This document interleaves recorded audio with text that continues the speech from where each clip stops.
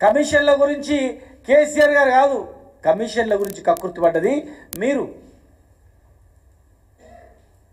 తొమ్మిడి ఎట్టు దగ్గర తట్టెడు మన్ను తీయకుండా మొబిలైజ్ అడ్వాన్స్ ఇచ్చింది మీరు. వేల కోట్ల రూపాయలు వృధా చేసింది మీరు. ఒక ఎకరాకు నీళ్ళు ఇవ్వకుండా అడ్వాన్స్ల పేరు మీద అడ్వాన్స్ ఇచ్చింది మీరు. ఏటీఎం కార్డు మాదిరిగా ఎవరికి పని కాకపోతే, ఎవడు అసంతృప్తి ఉంటే ఈ పని తీసుకో, ఇగో అడ్వాన్స్ తీసుకో, మొబిలైజేషన్ అడ్వాన్స్ తీసుకో అని చెప్పి వాడుకున్నది మీరు. మీ హాయంలో జరిగింది. కేసీఆర్ గారి ప్రభుత్వంలో మొబిలైజేషన్ అడ్వాన్స్ ఇవ్వలే, మొబిలైజేషన్ అడ్వాన్స్ ఇవ్వలే. పని చేస్తే బిల్లు ఇచ్చినాం, అందుకే 20 లక్షల ఎకరాలు నీళ్ళు వచ్చినాయి. అదే ప్రాజెక్టు ద్వారా హైదరాబాద్ నీళ్ళు ఎన్నిక ప్రాజెక్టు తక్కువ బడ్జెట్తో తక్కువ ఎస్టిమేషన్తో వచ్చే దాన్ని వదిలిపెట్టి ఎక్కువ ఎస్టిమేషన్తో తెచ్చుకుంటారు. మీరు ఎందుకు కమిషన్ల గురించి కక్కుర్తిపడ్డది మీరు.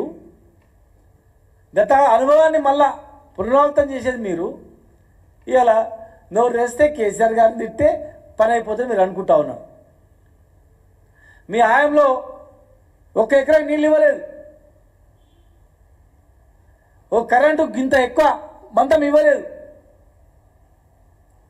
తాగడానికి కష్టమే, కరెంటు కష్టమే, సాగునీరు కష్టమే. పచ్చి అబద్ధాలతో మాట్లాడుతూ ఉన్నారు. ఇవాళ మీ హాయం వల్ల, మీ దేశ నిర్వాహకం వల్ల తెలంగాణ ఆంధ్ర జల వివాదాలు వచ్చే పరిస్థితి ఉంది. ఫ్యూచర్లో కొట్టుకొని తనే పరిస్థితి వచ్చింది మీరు పరిష్కారం చేయకుండా. 50% 50-50 వాటా అడుగుతామని అంటున్నారు మీరు కృష్ణా జలాల పైన. ఏమైనా సాధించినా మరి? 70 సంవత్సరాల్లో కృష్ణా గోదావరి జలాలు ఎవరు ఎక్కువ వాడుకున్నారు? ఈ 10 సంవత్సరాల్లో వాడకం ఎంత? ఈ 14 నెలల్లో వాడకం ఎంత? తగ్గిందా పెరిగిందా? వివరణ ఇవ్వాలి కదా.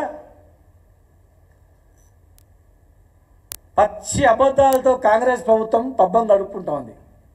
అబద్ధాల పునాదుల మీద అధికారంలోకి వచ్చింది. అదే అబద్ధాలతో తెలంగాణను పబ్బం గడుపుకోవాలని చూస్తుంది.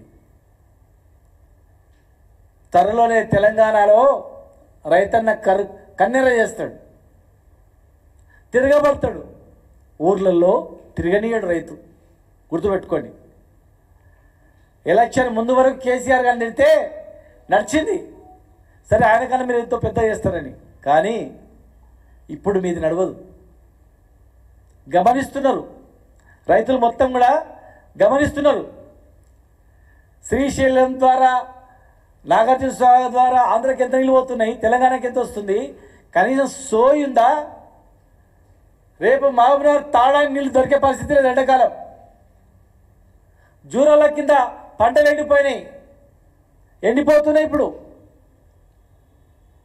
నెట్టెంపాడి కింద పంటలు ఎండిపోతున్నాయి.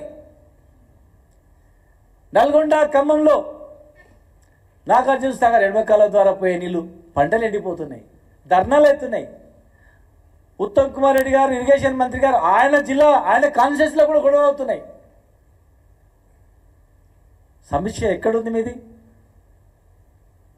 త్రిసభ్య కమిటీ ఎక్కడుంది మీది? ఒక్కనాడనే చేసిండ్రా? ఇవాళ ఎక్కడ సమన్వయం లేకుండా గందరగోళం సృష్టిస్తూ అబద్ధాలు చెప్తూ 1 ఎకరాకు నీళ్ళు ఇవ్వలేదంటే